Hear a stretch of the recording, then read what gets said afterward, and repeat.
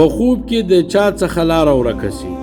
یو سړی خوب ویني نو په دشت بایبان په صحرا کې را روان وي، نو سدی روان وي لاره ځینې ورکه سي، اوس زه په کومه لاره ولاړ سم. د دې څه تعبیر ده؟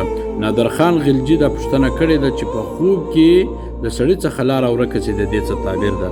نو اوس به راسو جواب ته چې په خوب کې د سړي څخه لاره ورکه سي، نو دا د حیرانتیا او د پریشانی علامه ده چې دا سړی په کشمکش کې ده، په پریشانی کې ده. او بل علامه یې دا ده چې کله یو سړی په خوب کې روان وي، په صحرا کې وي، یوازې وي، نو له ده څخه لاره ورکه سي، د څخه لاره ورکه سي، لاره نشي پیدا کولی، نو دا د دې طرف ته اشاره ده چې دی د خپل د خواهشاتو پیروي کوي او دی په ګناه اخته ده. نو دی دته دا اشاره ده چې دی د الله طرف ته دی راسي، توبه دی وباسي.